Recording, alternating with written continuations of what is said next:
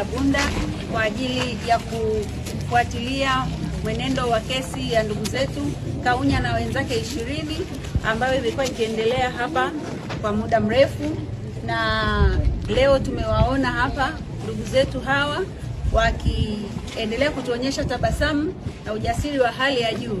Tumewasikia mawakili wetu kwa namna ambavyo wanaendelea kuongoza mjadala wa mahakama vizuri.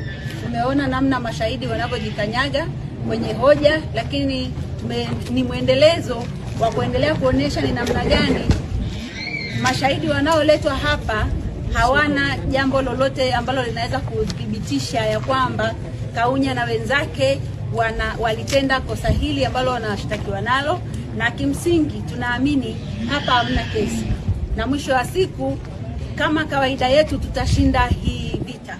Kwa hiyo waheshimiwa viongozi pamoja na mawakili wetu ambao wanaendelea kusukuma jambo hili, sisi tutaendelea kushikamana kwa pamoja na wananchi wa mkoa huu wa Mara ambao wameonyesha ari na moyo na mwitikio wa kuendelea kulisimamia jambo hili, lakini zaidi kusimamia haki na kuhakikisha ya kwamba tutaipambania kwa nguvu zetu zote mpaka pale tutakapofikia tamati.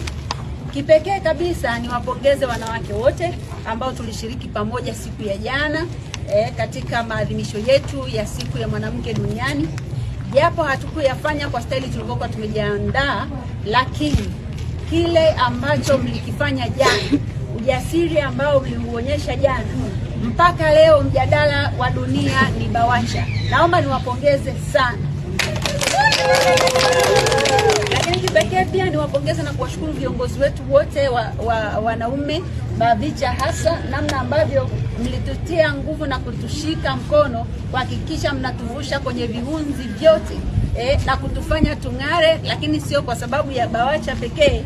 Hii ni kwa nia njema ya kuendelea kukilinda chama chetu, na chama chetu tutakilinda kwa wivu mkubwa. Niwahakikishie hapa, tunajua tuna mawakili ambao ni imara sana.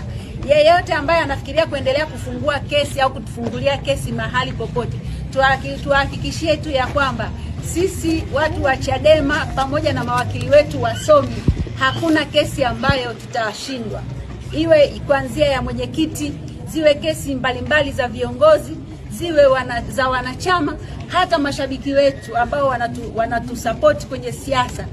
Tutaendelea kutumia nguvu zetu, rasilimali za wasomi wetu tulizonazo kuhakikisha kila mtu anatetewa kokote alipo. Kwa hiyo niwaombe sana, yeyote ambaye anajaribiwa kutishiwa hali ya usalama au kunyimwa haki popote, mawakili hawa wameonyesha ukomavu, wameonyesha uwezo wa hali ya juu ya kulinda haki za raia.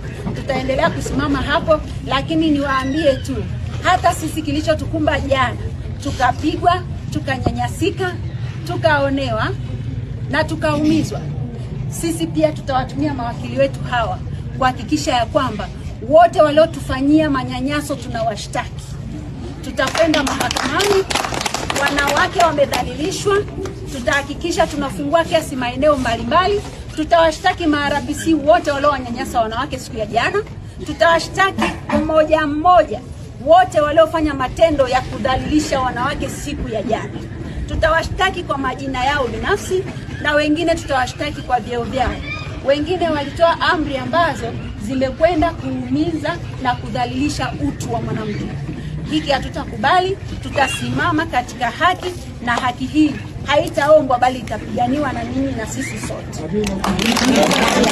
Baada ya kusema hayo, nawatakia kila la heri na Mungu awabariki sana.